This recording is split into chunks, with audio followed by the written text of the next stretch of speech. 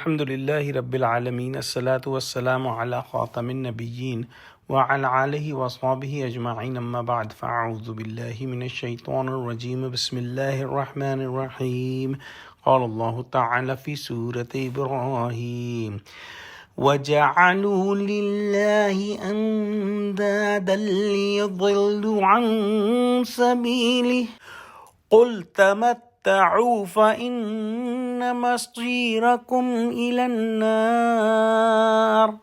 ترجمہ: اور ان لوگوں نے خدا کے شریک مقرر کیے کہ لوگوں کو اس کے رستے سے گمراہ کریں۔ کہہ دو کہ چند روز فائدے اٹھا لو، آخر کار تم کو دوزخ کی طرف لوٹ کر جانا ہے۔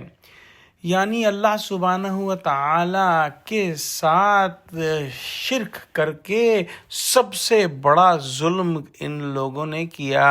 اللہ کے احسانات کو فراموش نہ کرتے اور اگر اس کے شکر گزار بندے بنتے تو ان کو دنیا اور آخرت کی کامیابی ملتی، لیکن انہوں نے اس کے برخلاف جانا پسند کیا۔ یہ بدبخت الٹے بغاوت پر کمر بستہ ہو گئے، خدا کے مقابل دوسری چیزیں کھڑی کر دیں جن پر خدائی اختیارات تقسیم کیے، اور عبادت جو خدائے واحد کا حق تھا وہ مختلف عنوانوں سے ان کے لیے یعنی شریکوں کے لیے ثابت کرنے لگے تاکہ اس سلسلے میں اپنے ساتھ دوسروں کی راہ ماریں اور انہیں بہکا کر اپنے دام سیادت میں پھنسائے رکھیں۔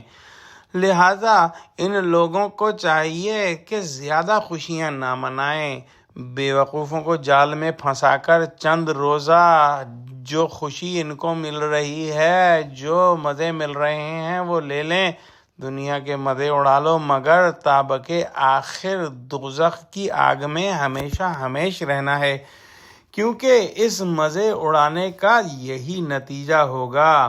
گویا یہ جملہ ایسا ہوا ہے جیسے ایک طبیب کسی بد پرہیز مریض کو خفا ہو کر کہے کہ تیرا جی جو چاہے کھا، کیونکہ ایک دن یہ مرض تیری جان لے کر رہے گا۔ دعا کرتے ہیں کہ اللہ سبحانہ و تعالی ہم کو قرآن کا فہم عطا فرما، ہم کو سچوں سے جوڑے اور ہم کو صراط مستقیم پر قائم فرما دے، آمین۔